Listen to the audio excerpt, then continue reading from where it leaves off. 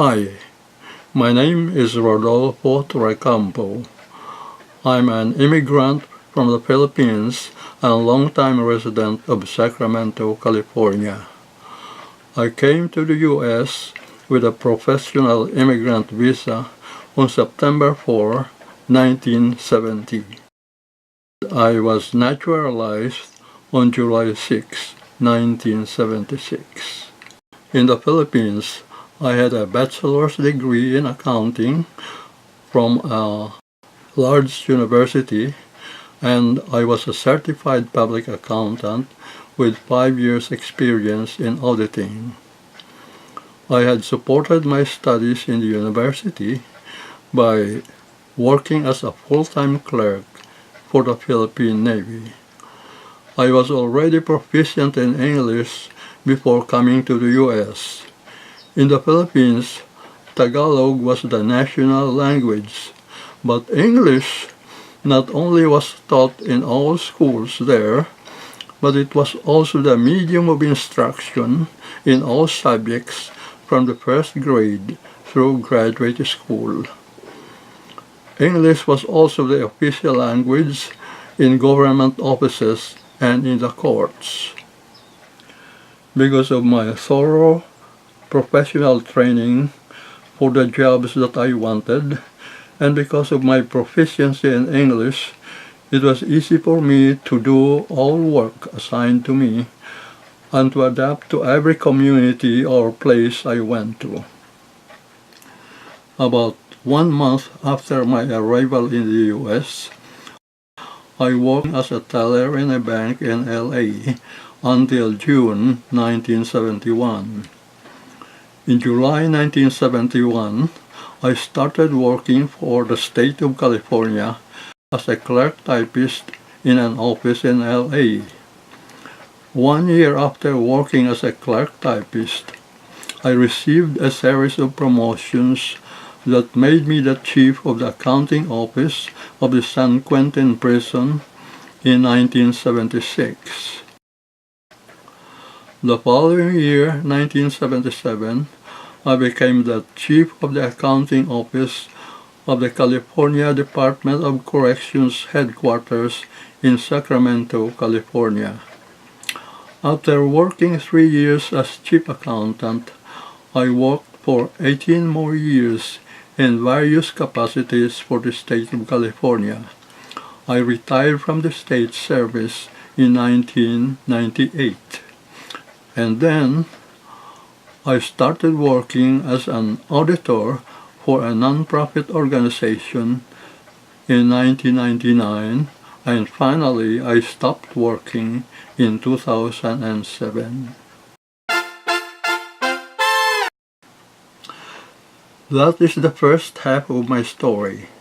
Now here's the second half. To the U.S., I brought with me not only my job skills, but also my offspring and the genes for future generations of Americans who, like me, will be hardworking, self-reliant, and law-abiding.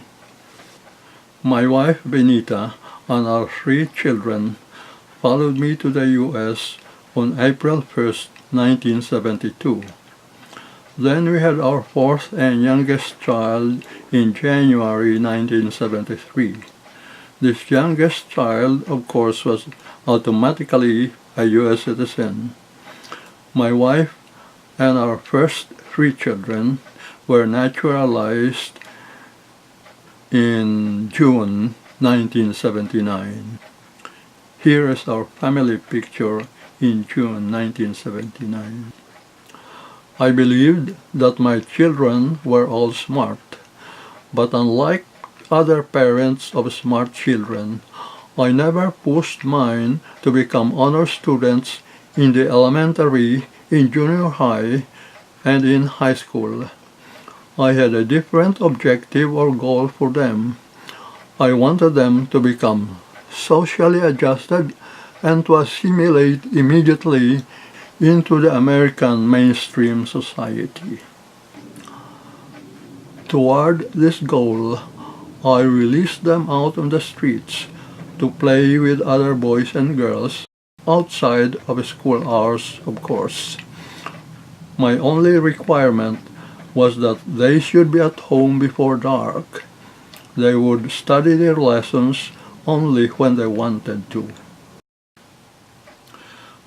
To my satisfaction, they found many friends quickly in the schools, in the neighborhood, and every place they went to, and they learned to speak English fluently without Filipino accent. None of them became an honor student, but that was okay to me. I believed that it was not yet time for them to do their best. I wanted them to just enjoy their childhood. I had a theory that as they matured, they would seek and find their own levels in higher education, in the workplace, and in the neighborhood, and all other aspects of society. And now I'm sure I was right. Here now is my eldest child, Rebecca. She's a dental hygienist and lives in Marietta, Georgia, with her husband, Jack Macaulay, who is a technician in Delta Airlines. They have 3 daughters. All 3 of them now have bachelor's degrees and are working. The eldest child obtained her Bachelor of Arts degree, magna cum laude, in June 2010 and became Miss Georgia also in June 2010. 2 of Jack and Rebecca's daughters are now married and have recently given me 3 handsome great-grandsons. This is my second child, Benito. He is the principal of Taylor Elementary School in Robles School District, Sacramento, California.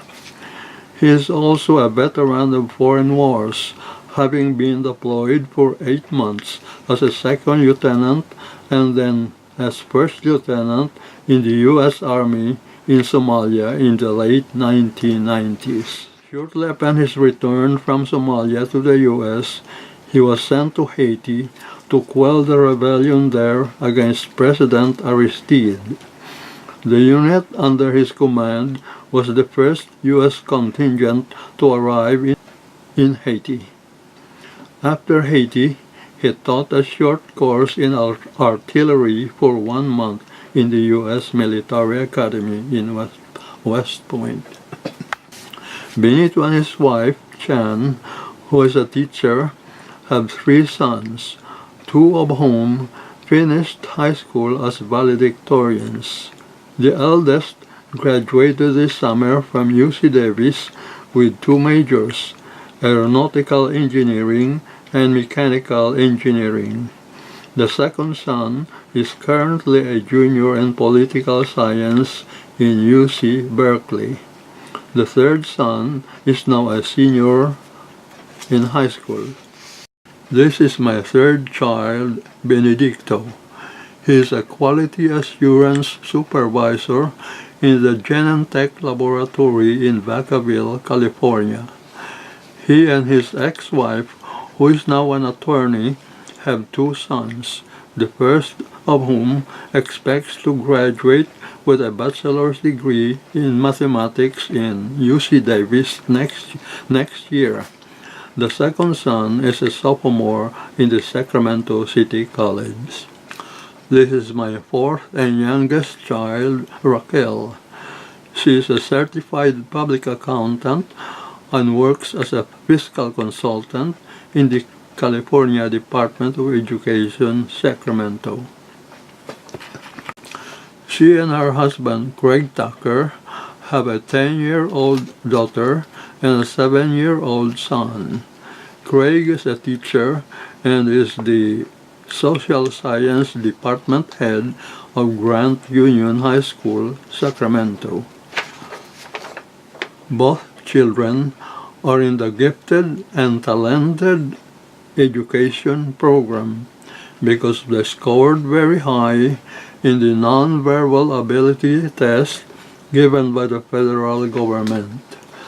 The 7-year-old son deserves a special mention because he obtained the highest percentile rank of 99, which meant that his test score was equal to or better than the scores of 99% of 7-year-old students who were tested.